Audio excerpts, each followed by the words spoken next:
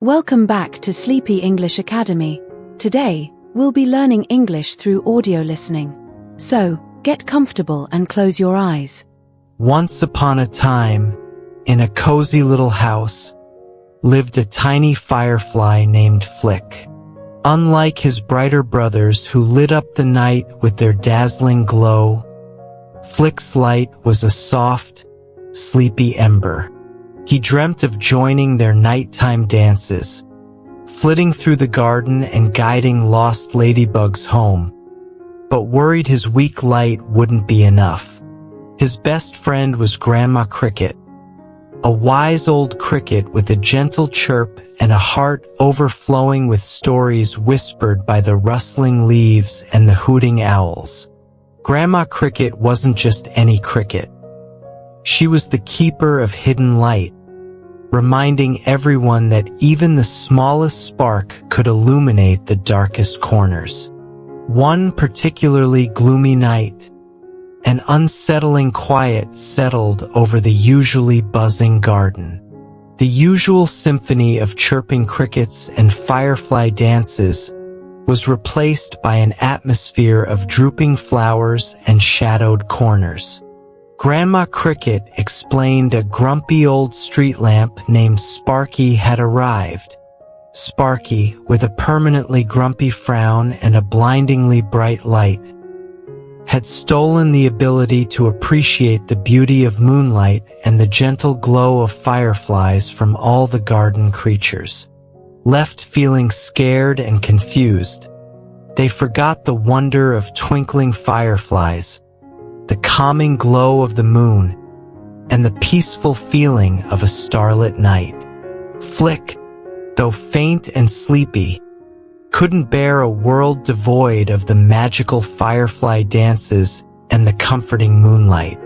He volunteered to find Sparky in the land of lost wonder. Grandma Cricket, with a gentle chirp, gifted him a single, shimmering dewdrop. It wasn't just any dewdrop. It held the essence of 1,000 moonlit nights, filled with the soft glow of fireflies, the quiet chirping of crickets, and the breathtaking sight of a sky filled with twinkling stars. Armed with this special dewdrop and a pouch Grandma Cricket had prepared, filled with shimmering bits of pollen, each one containing a forgotten memory of a magical moment, Flick embarked on his quiet adventure. He fluttered slowly through the air, his faint glow barely visible. He met scared caterpillars hiding in leaves and shivering ladybugs clinging to flowers. They spoke of a time when nights meant watching fireflies dance, basking in the gentle moonlight, and feeling a sense of calm as they drifted off to sleep. Their faces were etched with a longing for the beauty of soft light again, the feeling of their own tiny glow lighting their way, and the peaceful hush of the nighttime garden. Flick, despite his faint flicker, offered a hopeful wink, remembering Grandma Cricket's words, "Even the smallest spark can illuminate the darkest corners." Finally, he reached a rusty lamppost, Sparky's lair. Inside, a large, grumpy street lamp with a frown guarded a collection of stolen wonders trapped in shimmering bubbles. Flick bravely fluttered forward, nudging Sparky with his tiny body. Confused and lonely, Sparky confessed. He yearned to protect the garden creatures from the dangers lurking in the darkness, but forgot the beauty of fireflies and moonlight, the calming peace of the night, and the magic of seeing the world in a different light. Flick, using forgotten patterns formed by fireflies dancing together, projected a tiny, hand-drawn picture of a group of fireflies and other glowing creatures lighting up a garden at night, a symbol of the importance of light working together. Sparky, touched by the memory, released all the stolen wonders. Flick held Grandma Cricket's shimmering dewdrop close, its essence filling the land of lost wonder with a renewed sense of magic. Forgotten memories of firefly dances, twinkling stars, and the calming glow of the moon swirled around the garden creatures. Their fear melted away, replaced by a yearning for the beauty of the night and a desire to explore the wonders hidden in the darkness. A gentle breeze rustled through the leaves, whispering promises of twinkling stars and firefly dances. Grandma Cricket, watching from afar, saw fireflies blinking their lights and crickets chirping softly, creating a beautiful nighttime symphony. She knew Flick, the sleepy firefly, had found his purpose. Flick's faint light, though seemingly insignificant, became a symbol of the importance of inner light. He learned that illumination wasn't about being the brightest, but about sharing your light, no matter how small, the joy of creating a peaceful atmosphere, and the magic of lighting up the world in your own special way, one gentle wink at a time. Now, with eyelids growing heavy, close your own eyes and drift off to sleep, just like Flick the firefly, with dreams of twinkling lights and magical nighttime adventures. My dear listener, I am new to YouTube. Please subscribe to my channel. Thank you. In a bustling bakery filled with the sweet smell of rising dough, lived a tiny grain of flour named Finley. Unlike his plump, round brothers destined to become fluffy loaves of bread, Finley was a chipped, uneven speck, barely a whisper against the polished counter. He dreamt of joining the delicious treats that filled the display case, his tiny bit contributing to a mouth-watering masterpiece, but worried his imperfection wouldn't be good enough. His best friend was Ms. Whisk, a wise old whisk with a tangled wire body and a heart overflowing with stories whispered by the rhythmic mixing and the warm heat of the oven. Ms. Whisk wasn't just any whisk, she was the keeper of hidden ingredients, reminding everyone that even the smallest morsel could be a vital part of something truly scrumptious. One particularly gloomy afternoon, a heavy silence settled over the vibrant bakery. The usual symphony of clinking mixing bowls and excited chatter was replaced by an atmosphere of uninspired bakers and empty display cases. Ms. Whisk explained a grumpy old rolling pin named Roller had arrived. Roller, with a permanently grumpy frown and a monotonous rolling motion, had stolen the ability to appreciate the joy of baking and the magic of transforming simple ingredients into delicious treats from all the bakers. Left feeling discouraged and unmotivated, they forgot the thrill of creating something new, the satisfaction of watching dough rise, and the joy of sharing a sweet treat with friends. Finley, though small and chipped, couldn't bear a world devoid of mouth-watering pastries and the happiness that came with creating something delicious. He volunteered to find Roller in the land of lost wonder.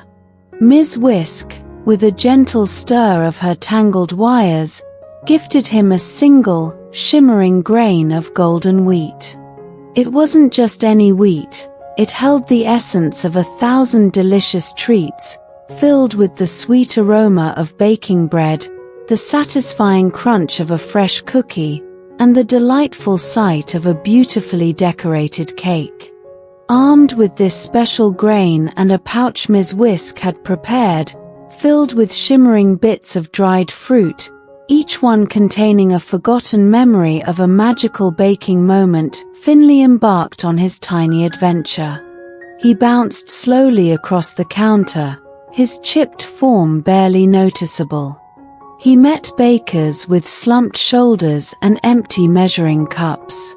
They spoke of a time when baking meant creating something special, using all sorts of ingredients, and seeing the smiles on people's faces as they took a bite.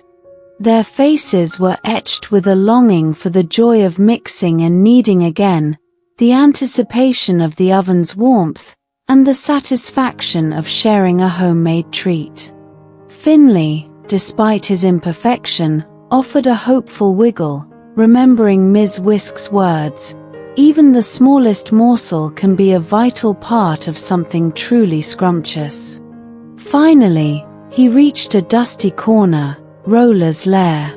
Inside, a large, grumpy rolling pin with a frown guarded a collection of stolen wonders trapped in shimmering bubbles. Finley bravely rolled forward, nudging Roller with his tiny body. Confused and lonely, Roller confessed. He yearned to protect the bakers from the frustration of misshapen loaves and burnt cookies, but forgot the beauty of transforming ingredients, the joy of creating something new together, and the happiness that came with sharing a delicious treat.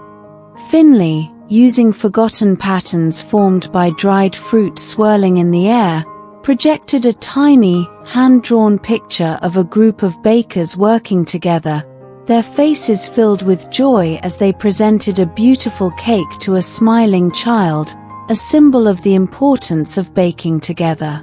Roller, touched by the memory, released all the stolen wonders. Finley held Ms. Whisk's shimmering grain of wheat close, its essence filling the land of lost wonder with a renewed sense of inspiration. Forgotten memories of kneading dough, the warmth of the oven, and the joy of sharing a sweet treat swirled around the bakers. Their discouragement melted away, replaced by a yearning to create and a desire to explore the endless possibilities of baking.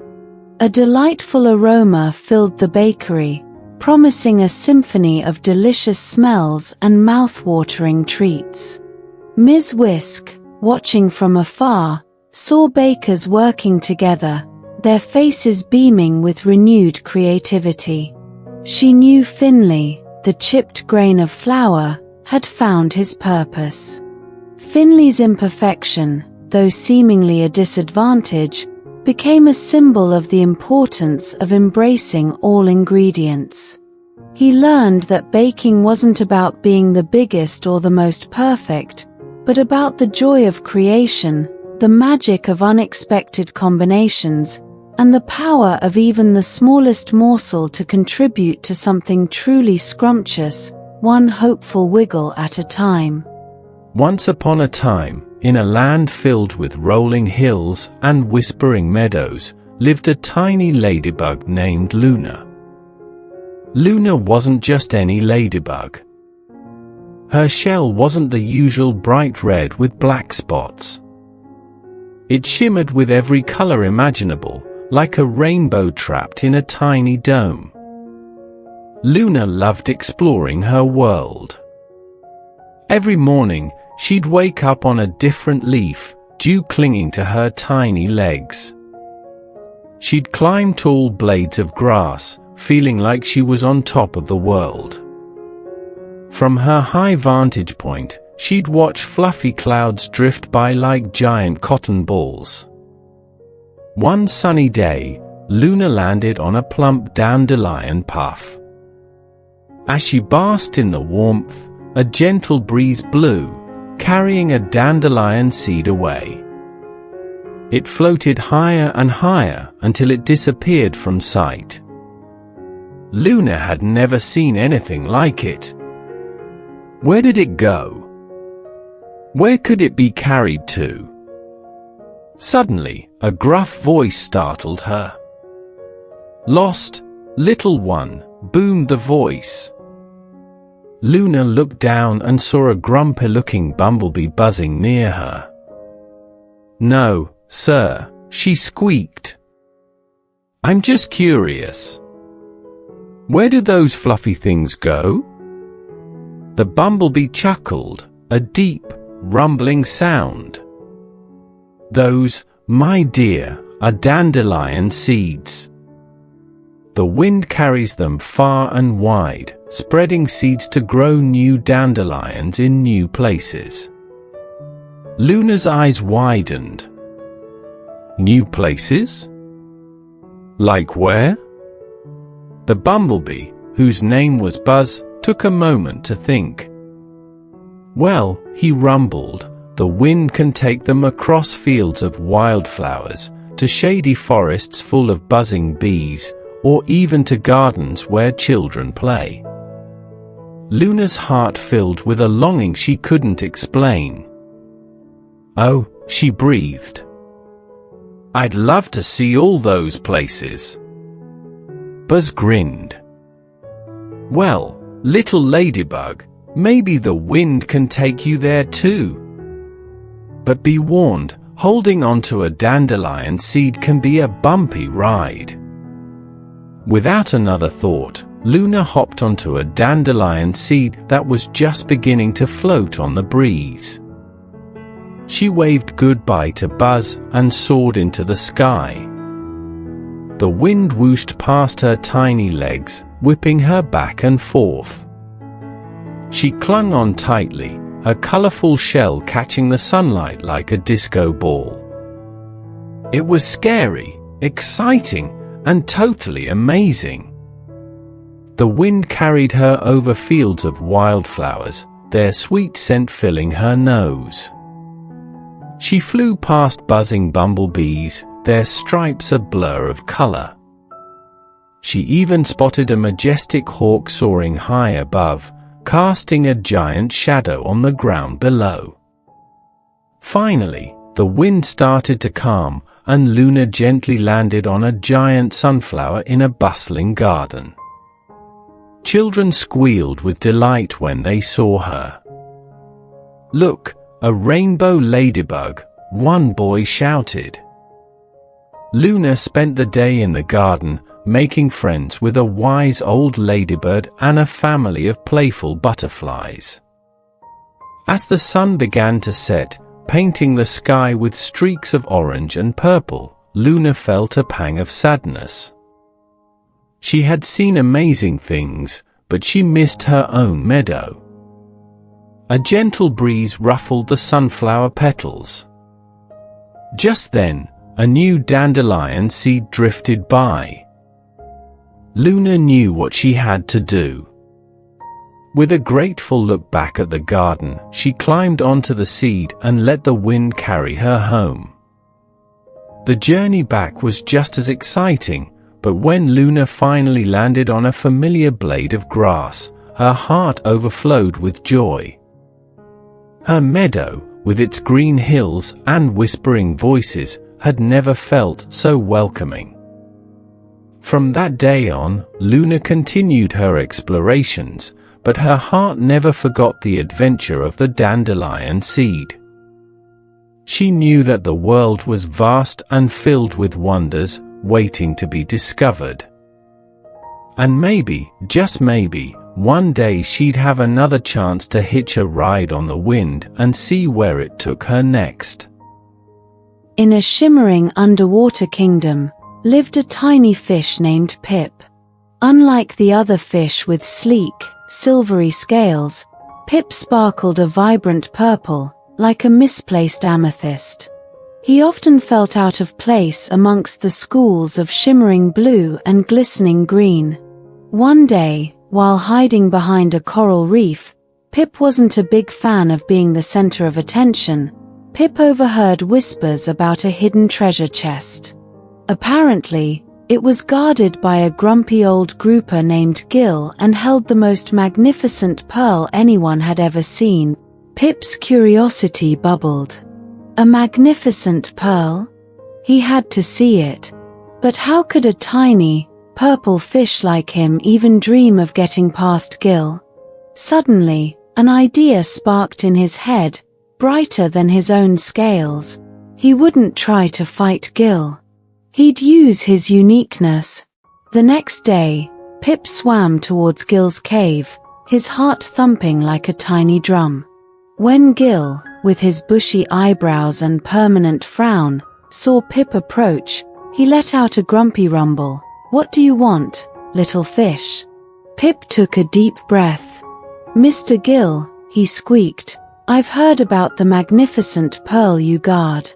It is said to bring good luck. And well, you see, I'm not exactly the luckiest fish. I'm kind of purple. Gill scoffed. Purple? So what? You think that deserves a magic pearl?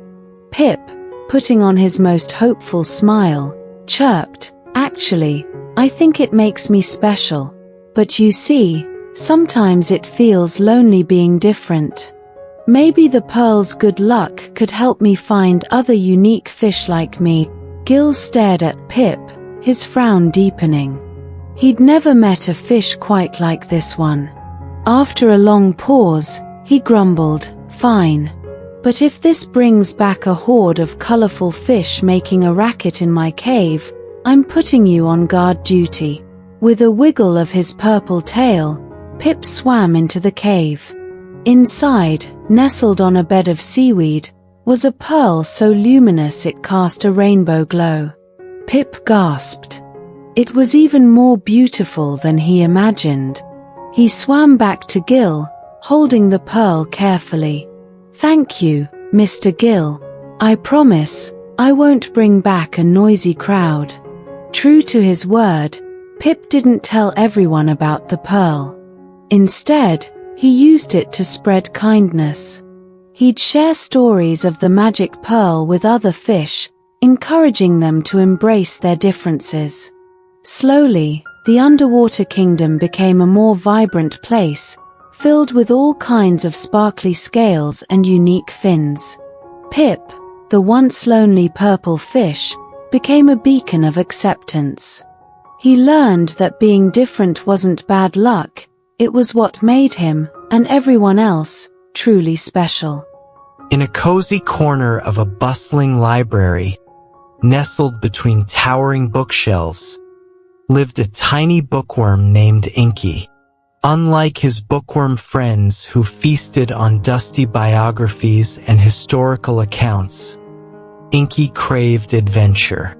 He yearned for tales of dragons soaring through clouds and pirates battling on stormy seas. One particularly quiet afternoon, a young girl named Lily stumbled upon Inky's shelf. She held a worn, leather-bound book titled Chronicles of the Whispering Woods. Curiosity gnawed at Inky. This wasn't his usual fare, but something about the book called to him. As Lily opened the book, a gust of wind swept through the pages, sucking Inky right in.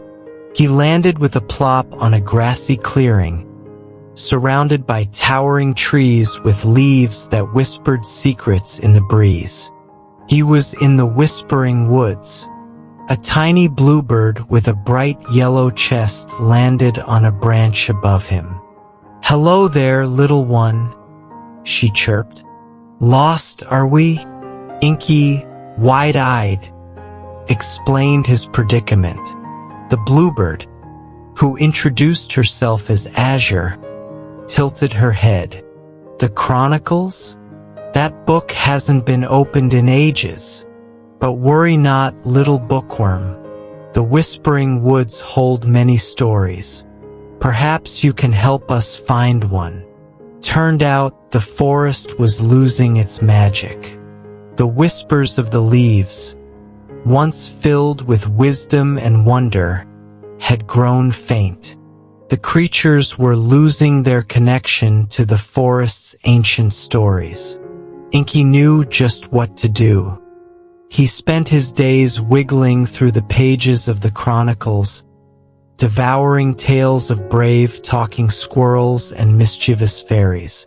He then shared these stories with the forest creatures, acting them out with dramatic flair, much to the amusement of a grumpy badger named Bartholomew. Slowly, the forest came alive with laughter and song. The leaves rustled with renewed energy, their whispers carrying fragments of the stories Inky shared. The forest's magic returned, stronger than ever. Lily, missing the exciting book she'd found, returned to the library. As she opened the chronicles, a gust of wind blew out, carrying Inky back onto the page. He landed with a smile, a tiny forest hero forever changed by his adventure. From then on, Inky continued his double life, a bookworm who devoured stories and a forest ambassador, sharing the magic of words with the creatures of the Whispering Woods. On a tiny, clockwork planet named Cogsworth lived a young clockwork sparrow named Pip. Unlike the other sparrows, whose gears whirred perfectly, keeping them in constant flight, Pip's gears sputtered and coughed, making his movements jerky and his flight path unpredictable. He longed to soar gracefully through the brass skies alongside his friends, but more often than not, he ended up clanging to the cobblestone streets below. One cloudy afternoon, while tinkering with his malfunctioning gears, Pip stumbled upon a hidden compartment in his chest cavity. Inside, nestled amongst spare cogs and springs, lay a faded map. It depicted a distant land shrouded in mist, labeled the Valley of Lost Things. Pip's heart hammered with curiosity. Could this be the key to fixing his faulty gears? Fueled by hope, Pip set off on a treacherous journey. He hitched rides on passing steam trains, his gears groaning in protest as they chugged through valleys of polished steel. He navigated treacherous wind tunnels, his wings barely keeping him aloft. Finally, after days of relentless travel, he arrived at the edge of the mist-shrouded valley. The Valley of Lost Things was a chaotic jumble of forgotten gears, discarded springs, and broken wind-up toys. A towering clockwork dragon, its gears rusted and missing teeth, guarded the entrance. Pip, ever the tinkerer, struck up a conversation with the dragon. "Lost something important, have you?" rumbled the dragon, its voice like a grinding gear. Pip explained about his map and his hope of finding a way to fix himself.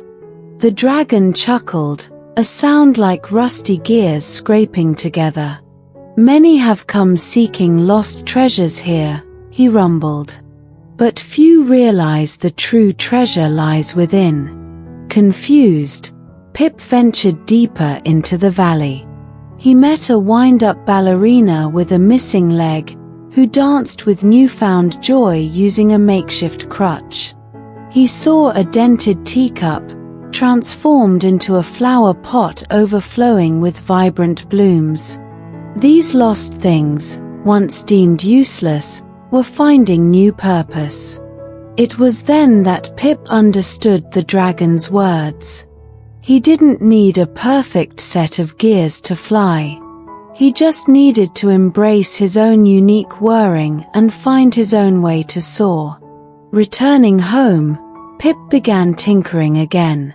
He didn't try to fix his gears to match everyone else's. Instead, he created stabilizers to harness his erratic movements, transforming his clangs into powerful bursts of propulsion. Soon, Pip wasn't just flying, he was zipping and zooming through the sky, his path a dazzling display of corkscrews and loops. Pip, the once clumsy sparrow, became a symbol of embracing your flaws. He taught his friends that being different wasn't a limitation, but a source of unique strength.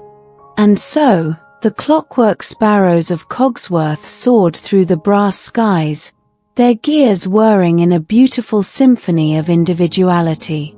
In the heart of a bustling marketplace, nestled amongst stalls overflowing with spices and silks, lived a tiny mouse named Millie. Unlike her skittish kin who scurried in the shadows, Millie was a dreamer. She yearned for stories whispered on the wind, not scraps of cheese found in alleyways. One day, a troupe of traveling storytellers arrived, their colorful caravan adorned with fantastical creatures painted on its sides. Millie, her whiskers twitching with excitement, snuck into the caravan as they set up camp. She found herself mesmerized by their tales of brave knights and mischievous fairies. Suddenly, a gust of wind swept through the tent, carrying Millie along with a loose scroll. She landed with a plop in a bustling village square, far from the familiar marketplace. Confused and scared, Millie scurried under a bench, clutching the scroll that had landed beside her. As the sun dipped below the horizon, a gruff voice startled Millie. "Lost, little one," boomed an old woman, her face etched with wrinkles like a road map. Millie squeaked her explanation, showing the scroll depicting a magnificent castle nestled amongst fluffy clouds. "This story," she whispered, "it spoke of a magical book that grants wishes." The old woman, who introduced herself as Elara, chuckled. "The Book of Wishes. Powerful tale indeed. But wishes can be tricky things, little mouse." Despite Elara's warnings, Millie couldn't shake the desire to see the Book of Wishes. Elara, touched by Millie's determination, agreed to help. Together, they embarked on a journey, Elara using her knowledge of ancient maps and Millie navigating by the stars they saw through holes in rooftops. They faced many challenges, crossing a rushing river on a makeshift raft, outsmarting a grumpy badger guarding a mountain pass, and even evading a hungry hawk. Through it all, Millie's courage and Elara's wisdom pulled them through. Finally, they reached the cloud castle. It shimmered in the sunlight, a breathtaking sight. Inside, guarded by a wise old owl, was the Book of Wishes. But as Millie approached, the owl hooted a warning. "Wishes come at a cost, little mouse. Are you sure what you truly desire?" Millie looked at Elara, their journey etched with shared experiences. She realized her greatest wish wasn't found in the book. It was the friendship and adventure she'd shared with Elara. With a newfound wisdom, Millie politely declined to use the book. The owl, impressed by her choice, gifted her a tiny silver compass. "This compass," he hooted, "will always guide you home, no matter where your adventures take you." Millie and Elara returned to the bustling marketplace, their bond stronger than ever. Millie continued to dream, but her stories were no longer just fantastical tales. They were filled with the courage of a tiny mouse, the wisdom of an old woman, and the magic found in unexpected friendships and extraordinary journeys. In a hidden valley veiled by a curtain of mist, lived a tiny cloud named Nimbus. Unlike his fluffy, white companions who drifted lazily on the wind, Nimbus was a storm cloud. He was a swirling mass of gray, filled with rumbling thunder and flashes of lightning. The other clouds teased him, calling him Grumpy Nimbus and Rainbringer. Nimbus longed to be a fluffy white cloud like them, sailing serenely across the blue sky. He tried to puff out his gray form, hoping to appear white, but it just made him look like a grumpy thunderhead. One scorching summer day, the land below was parched and dusty. The plants drooped their leaves, and animals searched desperately for water. The other clouds, afraid of rain, refused to go near the hot land. Despite the taunts he knew he'd face, Nimbus knew he had to do something. With a deep rumble, he drifted towards the land, his raindrops growing heavier with each passing moment. As the first drops splashed down, the other clouds shrieked in protest. But when they saw the animals and plants drinking thirstily, relief washed over them. Even the sun peeked out from behind a cloud, casting a beautiful rainbow across the sky. The land, revitalized by the rain, flourished once more. The animals cheered, their voices echoing through the valley. The other clouds, ashamed of their initial fear, surrounded Nimbus, apologizing for their teasing. Nimbus, no longer the lonely storm cloud, was now a hero. He learned that being different wasn't a weakness, it was his strength. His rain brought life and nourishment, a vital part of the weather cycle. From then on, Nimbus embraced his storm-filled nature. He learned to control his lightning, creating dazzling light shows across the sky. His rain continued to nourish the land, and the other clouds, with newfound respect, joined him on rainy days, their white puffs contrasting beautifully with Nimbus's majestic gray. Nimbus, the once lonely storm cloud, became a symbol of courage and the importance of embracing your unique strengths. He painted the sky with his storms, reminding everyone that even the darkest clouds can bring life and beauty.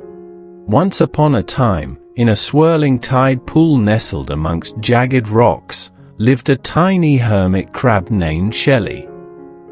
Unlike his crab cousins who sported beautiful borrowed shells, Shelley was stuck with a dull, brown shell he'd outgrown. He longed for a vibrant shell that reflected his bubbly personality, but the pickings in the tide pool were slim.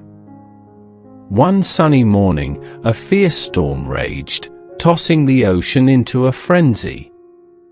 Shelley clung tightly to a rock, his small heart pounding like a drum. When the storm subsided, the tide pool looked different.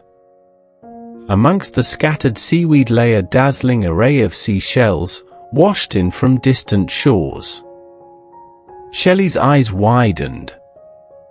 There were pearly white shells with swirling pink patterns, spiky black shells with orange stripes, and even a smooth, golden shell that shimmered like sunlight on water. He scurried from shell to shell, his excitement bubbling over. Just as Shelley was about to choose a magnificent striped shell, a gruff voice boomed, "Hold on there, little fella." Shelley looked up to see Cecil, a grumpy old hermit crab with a chipped blue shell. "These shells aren't for the taking," Cecil grumbled. "They belong to the sea." Shelley explained his predicament, showing Cecil his dull brown shell. Cecil softened a bit. He rumbled, stroking his beard with a hairy claw. "There might be an old whelk shell near the shipwreck. It's a bit big, but it has beautiful pearly swirls." Following Cecil's directions, Shelley navigated through swaying kelp forests and dodged playful jellyfish. Finally, he reached the shipwreck, a skeletal giant half buried in the sand. Nestled in a crevice was a magnificent whelk shell, its surface etched with swirling pearls that shimmered like moonlight. It was perfect! But as Shelley tried to squeeze in, he realized Cecil was right. The shell was too big and heavy. Disheartened, Shelley began the trek back, dragging the oversized shell behind him. Suddenly, the ocean floor trembled. A giant net, cast from a passing fishing boat, was snagging everything in its path. Shelley, caught under the net's mesh, felt himself being pulled up. He braced himself for the worst. Then, with a mighty heave, something ripped the net. Shelley peeked out to see a giant sea turtle, its shell shimmering with barnacles, glaring at the retreating boat. The net, now torn, released its captives, including Shelley and a grumper-looking Cecil. Back in the tide pool, safe and sound, Shelley thanked the sea turtle for his bravery. Cecil, touched by the turtle's heroism, rummaged through his collection and offered Shelley a smaller, perfectly sized shell with a beautiful spiral pattern. Shelley, his heart full of gratitude, realized that a borrowed shell wasn't what made him special.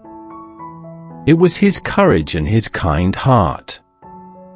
From that day on, Shelley embraced his brown shell, letting his actions and his bright personality be his true adornment. He even convinced Cecil to come out of his shell more, and together they became the tide pool's bravest and most unlikely heroes. In a bustling burrow beneath a towering oak tree lived a curious little mole named Millie. Unlike her kin who spent their days happily tunneling underground, Millie longed for the world above. She dreamed of fluffy clouds scudding across a bright blue sky, of swaying wildflowers tickling her nose, and of the mysterious creatures that lived on the surface. One crisp morning, fueled by insatiable curiosity, Millie decided to peek at the world beyond the dirt. She pushed through a small crack in the tunnel, blinking in the sunlight that streamed through the leaves overhead. The forest floor was a wonderland of sights and smells. Millie marveled at the towering trees, their branches reaching towards the sky like giant fingers. She cautiously sniffed a cluster of brightly colored mushrooms, their polka-dotted caps unlike anything she'd ever seen underground. Suddenly, a rustle in the leaves startled her. A magnificent stag beetle, with antlers like polished mahogany, stood before her, its beady eyes glinting in the sunlight. Millie froze, her heart pounding like a tiny drum. But the stag beetle, instead of being menacing, tilted its head curiously. Millie, gathering her courage, squeaked out a greeting. The stag beetle, whose name was Bartholomew, chuckled a sound like rustling leaves. He introduced her to the wonders of the forest, the playful dance of butterflies, the chattering symphony of birds, and the sweet scent of blooming wildflowers. As the day wore on, Millie realized the forest held dangers too. A hungry robin swooped down, mistaking her for a worm. Luckily, Bartholomew scared it away with a mighty clomp of his antlered feet. By nightfall, Millie, exhausted but exhilarated, knew it was time to return home. Bartholomew, with a beetle-wise nod, helped her find her burrow. Back in the familiar darkness, Millie felt a newfound contentment. She missed the sunlight and the stag beetle, but she also appreciated the safety and comfort of her underground world. From then on, Millie became an ambassador between the above and below. She shared stories of the forest with her burrow mates, describing the beauty and the dangers. She even convinced a few adventurous moles to peek out at the world, always with Bartholomew by her side to keep them safe. Millie, the curious little mole, learned that there was magic to be found both above and below the ground.